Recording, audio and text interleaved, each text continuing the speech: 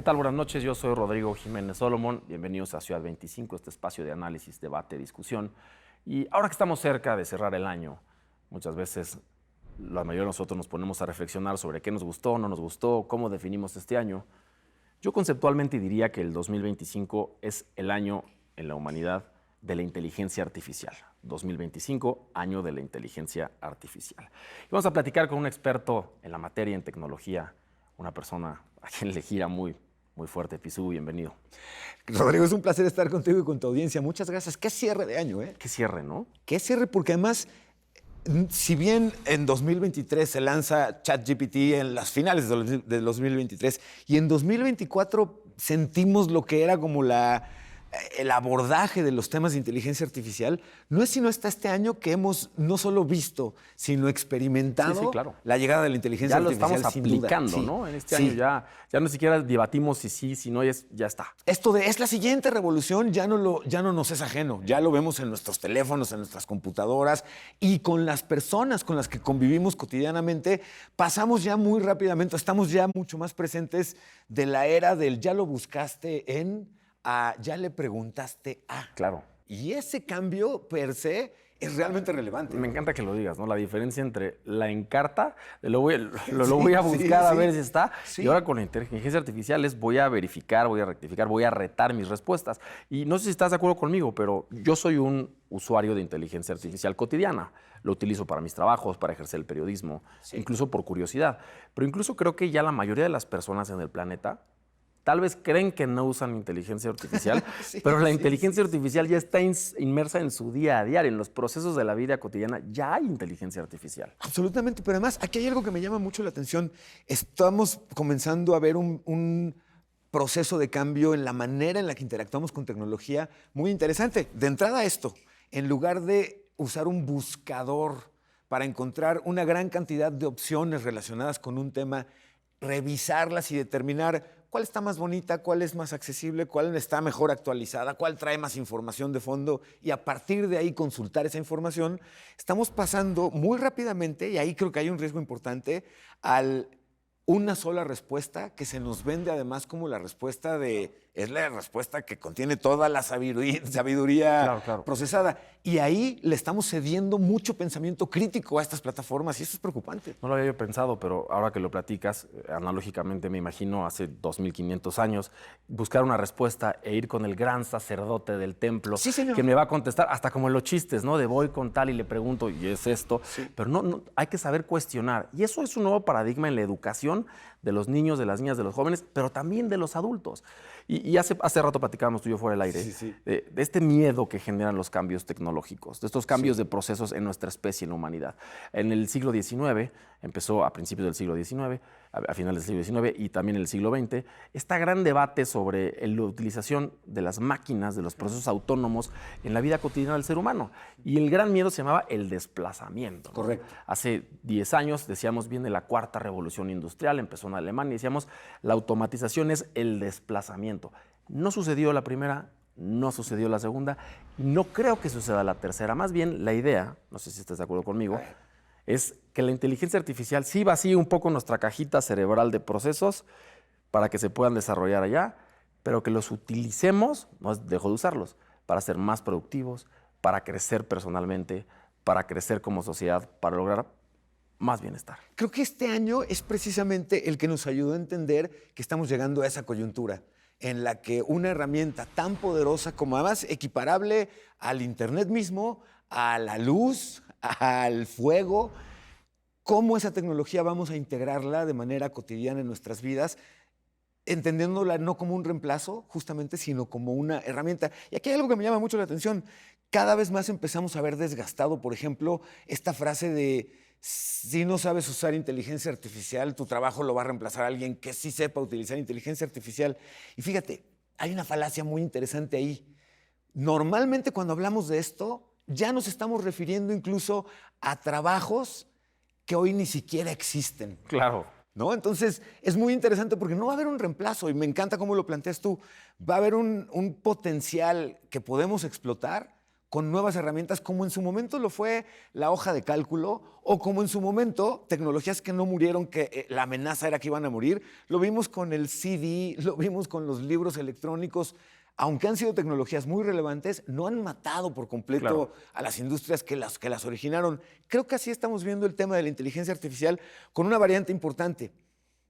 Si hacemos una recapitulación muy rápida, la última vez que le cedimos espacio en disco duro mental, déjame decirlo así, fue con la llegada de los teléfonos, en el caso de los números telefónicos. ¿Quién puede hoy, en este instante, recordar 10 números telefónicos de 10 personas distintas?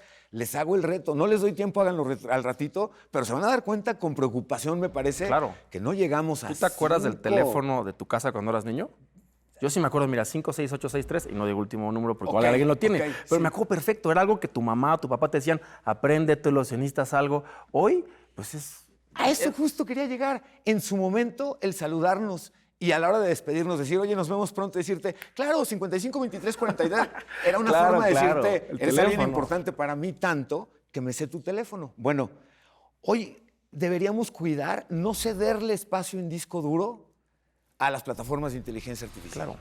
En el sentido de hacer una pregunta, recibir esta primera respuesta súper erudita y más bien cuestionarlo y pedirle que valide las fuentes, porque ya vemos que la inteligencia artificial, con toda la maravilla que implica, nos ha ido acercando a nuevas fronteras de riesgos, de problemáticas que hoy vemos si no somos acuciosos, cuidadosos con cómo pedimos las cosas. Y aquí además, qué gran refrendo para las abuelitas y los abuelitos, ¿no? Esto de en la manera de pedir está el dar. Claro. Hoy lo vemos vividísimo. Sí, totalmente de acuerdo. Y fíjate, es interesante porque nuestra estrategia social, nuestra estructura social es piramidal en la sociedad, en los trabajos, en las familias. Al final, arriba hay tomadores de decisiones. Se tienen que tomar decisiones con base en información y criterios. No confundamos que la inteligencia artificial es superior en la pirámide social. No está arriba del tomador de decisiones. El tomador de decisiones es una persona. La inteligencia artificial es una herramienta para la mejora de la toma de decisiones en la empresa, en la política, en la sociedad y en la familia. No nos confundamos, no viene a ser papá o mamá, no viene a ser el CEO de la empresa, no es el juez o el presidente de la república. Es una herramienta de información y data para mejorar la toma de decisión. Totalmente, y aquí hay algo interesantísimo. Mientras me lo estabas comentando, me hiciste pensar en algo. Quizá comparado con otros avances tecnológicos que la humanidad hemos experimentado, el miedo y preocupación que la inteligencia artificial nos ha empezado a generar no se equipara con tecnologías anteriores por lo siguiente. La humanidad nunca habíamos tenido un competidor intelectual tanto o más capaz o mejor que nosotros. Claro. Y eso me parece que ha despertado mucho incluso un instinto hasta de supervivencia. Es decir, no confío en esa cosa porque sabe mucho. Sí, pues claro. O sea, sí me preocupa que razone, que sume, que haga promedios, que haga ideas mucho más rápido que yo. Pero es ego, Pisu, porque mira, tú te subes a un avión. ¿Quieres que el capitán que pilotee el avión lo haga mejor que tú o no? Claro. Te van a intervenir quirúrgicamente. ¿Quieres que el cirujano lo haga mejor que tú o no? ¿En quién te pones, no? ¿En qué manos de quién te pones? ¿En el buen piloto, en el buen cirujano, en el buen abogado, en el buen contador? Así es la vida. Igual que en las empresas. ¿Quieres que las personas que trabajan contigo sean mejores que tú en lo que trabajan para ti? Es un tema 100% de ego. Y estamos migrando ya a una etapa posterior en la filosofía y en la aplicación tecnológica del ser humano, que antes se veía todavía más adelante en las películas de ciencia y ficción. Ya tenemos acceso a conectividad global vía internet de alta velocidad, es una realidad. Ya podemos enviar información inclusive vía el espacio a cientos de miles de kilómetros de distancia. Ya tenemos acceso a telefonía celular inteligente y ahora tenemos acceso a la inteligencia artificial conectada a supercomputadoras en todo el planeta. ¿Qué sigue? La incorporación de la tecnología a la biología. Fíjate. Correcto, sí. Ya hay pruebas en el planeta de grandes empresas donde ya existe cierto tipo de chips, incluso subcutáneos, para que tú puedas tener un acceso directo dentro de tu cuerpo a la lectura de data y también a la data exterior. No estamos lejos de vivir ese momento, Pisu, donde la inteligencia artificial se suma a la biología humana para ser al superhumano. No, y me encanta cómo lo planteas, porque literalmente es como anunciar la gran siguiente temporada de una serie que has venido siguiendo, que se ha venido poniendo cada vez más tensa, más interesante, que los panoramas se han abierto mucho, pero además con una analogía muy interesante. Es una realidad que estamos en la frontera en la que nuestros pensamientos, nuestras emociones, se van a tener que equiparar en términos de tratamiento ilegal a los datos. Claro. Y Sin lo duda, que implica, sin duda. porque hoy la posibilidad de analizar nuestros pensamientos o nuestros datos para reducir el dolor que puede provocar una recuperación física o para mejorar el entendimiento que podamos tener o recuperar alguna capacidad que no tengamos sana, es espectacular. Pero cuando esto lo llevo del otro lado, que no es ciencia ficción, esto es lo espectacular, Rodrigo, de platicarlo en estos momentos, pues cuando sabes que a un mandatario, por ejemplo, el entrar a una sala médica podría implicar conectarle unos diodos, ponerle un chipcito y extraerle o implantarle, como en la película Inception, información, es una cosa espectacular, eso es increíble. Ahora, te lo voy a poner de otra manera, porque seguramente nuestra audiencia nos está diciendo, este par de locos ya están pensando en robotina y teorías de la conspiración. De fiestas de fin de año, sí. Hoy existe, y probablemente usted que nos ve lo tiene en la bolsa de su pantalón, un teléfono inteligente. Todos los días le consultamos al teléfono inteligente. El teléfono inteligente tiene prácticamente toda nuestra información. Sí. A través del teléfono inteligente uno puede conocer la data, la mayor parte de la data que una persona realiza en su día. ¿Qué dice? Puedes saber qué dice, qué escucha, qué busca, qué le interesa, qué piensa. Y al revés. Y el teléfono inteligente también te aporta a ti, porque le preguntas, porque consultas, porque llamas. Ya existe la tecnología. Sí. El siguiente paso es, por supuesto, requiere más desarrollo tecnológico, más conectividad, más inversión, más microchips. Muchos de nuestros recursos naturales tienen que concentrarse en eso, pero es la unidad del binomio humano-máquina. Absolutamente. Y además ahorita algo interesantísimo.